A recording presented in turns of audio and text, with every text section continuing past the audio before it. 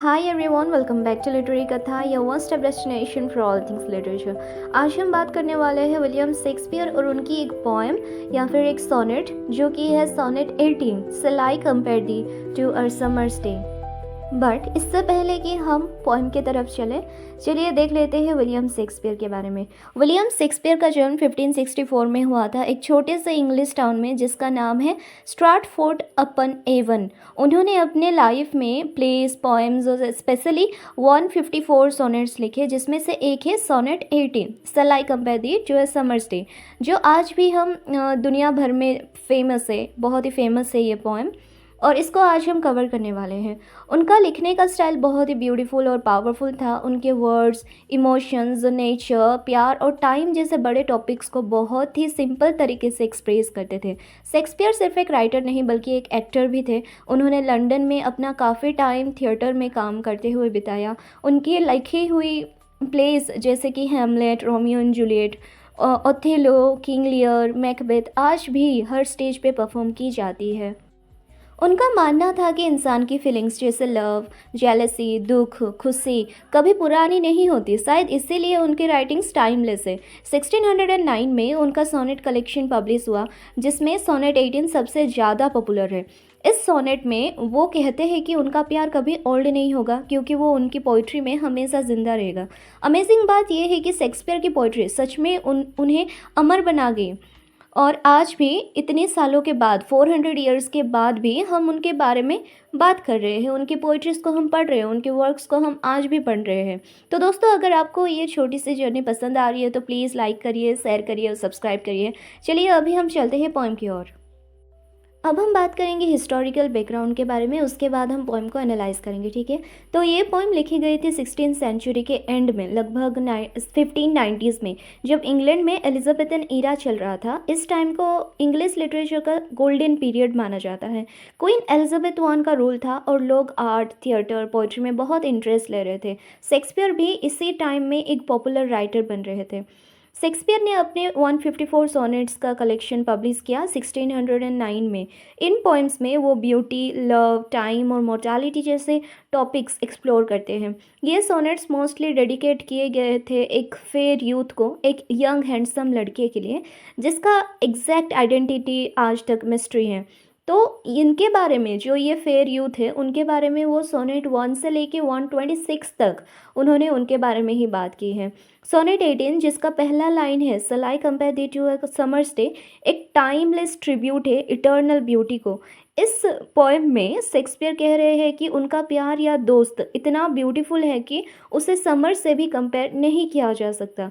Shakespeare का मानना था कि फिजिकल ब्यूटी तो टाइम के साथ ख़त्म हो जाती है, लेकिन अगर उस ब्यूटी को वर्ड्स में लिख दिया जाए तो वो कभी ख़त्म नहीं होती। अमेजिंग बात यह है कि 400 साल बाद भी हम उसी पोएम को पढ़ रहे हैं। मतलब शेक्सपियर सही ही कह रहे थे कि उनका लाइफ या फिर उनके जो पोएम्स में वो जो इटर्नल लव को वो लिख के अपने वर्क में लिख के उसको अमर बनाते हैं। तो ये था एक छोटा सा बैकग्राउंड। अभी चलते हैं हम पोएम की तरफ। Shall I compare thee to a summer's day, मैं तुम्हें गर्मियों के दिन से कंपेयर करूँ। ये शेक्सपियर सोच रहे हैं, क्या उस इंसान की खूबसूरती समर से कंपेयर की जा सकती है? Thou art more lovely and more temperate, पर तुम तो उससे ज़्यादा सुंदर और शांत हो। यानी समर कभी कभी ज़्यादा गर्म हो जाता है, लेकिन तुम हमेशा बैलेंस्ड हो। Rough winds do shake the darling buds of the May के प्यारे फूल को तेज हवाएं हिला देती हैं। यानी समर में स्टॉर्म्स भी आते हैं, सब परफेक्ट नहीं होता। And summer's lease hath all too short a date, summer का टाइम भी छोटा होता है, यानी समर जल्दी चला जाता है, टेम्पोरेरी होता है। समटाइम्स टू होट the I of haven science, कभी कभी सन को यहाँ जो हेवन का आई बोल के सिंबलाइज किया गया है, वो भी बहुत तेज चमकता है। कभी कभी समर में धूप ज़्यादा होती है। And often is his gold complexion deemed, और कभी कभी उसकी गोल्डन रोशनी क्लाउड से छुप जाती है। यानी समर का वेदर भी कभी परफेक्ट नहीं होता। And every fair from fair sometimes declines, हर ब्यूटी हर ब्यूटीफुल चीज़ एक ना एक दिन अपनी ब्यूटी खो देती है। सब कुछ टाइम के साथ ओल्ड या डल हो ही जाता है, बाय चांस और नेचर्स चेंजिंग कोर्सेज अनट्रेम्ड। या तो किस्मत से या नेचर के चेंज होने से कुछ भी हमेशा सेम नहीं रहता। But thy eternal summer shall not fade. पर तुम्हारी हमेशा की खूबसूरती कभी फेड नहीं होगी। शेक्सपियर कह रहे हैं कि उस पर्सन की ब्यूटी कभी ख़त्म नहीं होगी। Not lose possessions of that fair thou ow'st. ना ही तुम अपनी सुंदरता खो दोगे, तुम हमेशा ब्यूटीफुल रहोगे। Nor shall death brag thou wanderest in his shade. और ना ही डेथ ये कह पाएगा कि तुम उसकी सैडो में हो, यानी तुम कभी मरोगे नहीं, पोइट्री के ज़रिए अमर बन जाओगे। when in eternal lines to time thou growest। क्योंकि ये पोएम तुम्हारी ब्यूटी को हमेशा के लिए ज़िंदा रखेगी। ये लाइन तुम्हें टाइम के साथ ग्रो करने देंगे। So long as men can breathe or eyes can see. जब तक लोग सांस लेते रहेंगे या देख सकते हैं, जब तक दुनिया में लोग हैं। So long lives this and this gives life to thee. तब तक ये पोएम ज़िंदा रहेगी और तुम भी, यानी जब तक लोग इस पोएम को पढ़ेंगे तब तक तुम भी ज़िंदा रहोगे, इमोर्टल रहोगे। तो ये था सोनेट 18 का थोड़ा एक्सप्लेनेशन। होप आपको समझ में आया होगा। मैं एक बार समरी कर देती हूँ। तो इस पोएम में शेक्सपियर एक पर्सन की ब्यूटी को समर के दिन से कंपेयर करते हैं, लेकिन वो तुरंत ही कह देते हैं कि ये इंसान समर से भी ज़्यादा सुंदर और बैलेंस्ड है। समर में कभी कभी तेज़ हवा चलती है, धूप ज़्यादा होता है और उसका टाइम भी छोटा होता है, लेकिन जिस पर्सन के बारे में शेक्सपियर लिख रहे हैं उसकी खूबसूरती कभी फेड नहीं होती। पोइट कहते हैं कि ये इटर्नल ब्यूटी हमेशा ज़िंदा रहेगी, क्योंकि उन्होंने उस ब्यूटी को अपनी पोइट्री में लिख दिया है। और जब तक लोग सांस लेते रहेंगे, जब तक ये पोएम पढ़ी जाती रहेगी, और उस पर्सन की याद और ब्यूटी हमेशा ज़िंदा रहेगी। तो कहने का मतलब ये है कि शेक्सपियर ने पोइट्री के ज़रिए ब्यूटी को अमर बना दिया है। और यही सोनेट 18 का मेन मैसेज है। किसका? सोनेट 18 का मेन मैसेज ये है कि शेक्सपियर ने पोइट्री के ज़रिए ब्यूटी को इमॉर्टल बना दिया है, अमर बना दिया है।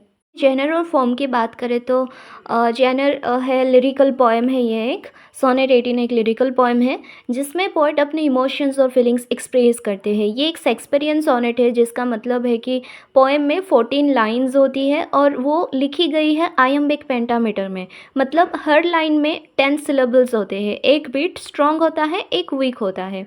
स्ट्रक्चर की बात करें तो पोएम का राइम स्कीम होता है ए बी सी डी, यानी हर 4 लाइंस में एक नया राइमिंग पैटर्न होता है और लास्ट के 2 लाइंस एक राइमिंग कपलेट होती है। राइमिंग कपलेट मतलब 2 लाइंस होते हैं जो पोएम का फाइनल मैसेज देती है।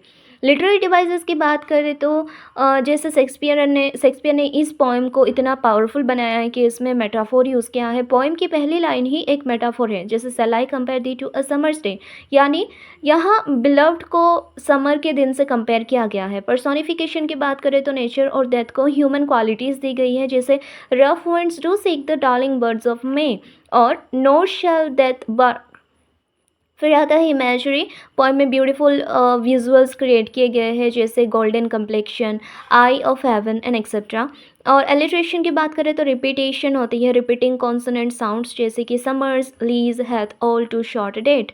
हाइपरबोल की बात करें तो पोएम थोड़ा एग्जैगरेटेड करते हैं। इस एग्जैगरेटेड वे से वो अपने जो बिलव्ड से, अपने जो फेयर यूथ को एक्सप्रेस कर रहे हैं, उनकी ब्यूटी को एग्जैगरेटेड वे में दिखा रहे हैं। कहते हैं कि बिलव्ड की ब्यूटी कभी ख़त्म नहीं होगी, इमॉर्टल रहेगी बोल के। ये थोड़ा एग्जैगरेटेड वे हो गया, मतलब बहुत ही ज़्यादा हो गया, तो हाइपरबोल है। तो एंजाममेंट भी है, जैसे कि जब एक लाइन डायरेक्टली नेक्स्ट लाइन में फ़्लो करती है बिना रुकावट के, तो उसको हम एंजाममेंट बोलते हैं।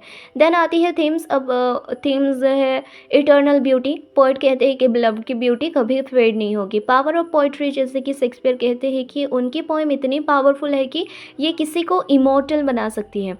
टाइम और नेचर की फेडिंग ब्यूटी है, जैसे नेचर और सीजन्स चेंज होते हैं, ब्यूटी ख़त्म होती है, पर पोएम में लिखी ब्यूटी हमेशा ज़िंदा रहेगी, ये उनका कहना है। तो ये हो गया। और एक थीम लव एंड एडमायरेशन, और भी एक थीम है। प्योर लव और डीप एडमायरेशन शो करती है through out the poem about the fair youth. तो हो गया ये लव एंड एम्बिशन। तो होप आपको समझ में आया होगा। Not love and ambition, it's love and admiration. Okay. Okay, तो ये था सोनेट 18 का पोएटिक ब्रेकडाउन, जिसमें शेक्सपियर ने दिखाया है कि किस तरह एक पोइम किसी इंसान को हमेशा के लिए ज़िंदा रख सकती है। अगर आपको ये एक्सप्लेनेशन यूज़फुल लगा हो और समझ में आया हो तो लाइक करिए, शेयर करिए और सब्सक्राइब करना ना भूलें। मिलते हैं नेक्स्ट वीडियो में, तब तक के लिए नए पोएम्स या कॉन्सेप्ट के लिए मैं देखती हूँ, और तब तक के लिए हैप्पी लर्निंग, हैप्पी रीडिंग। मिलते हैं अगले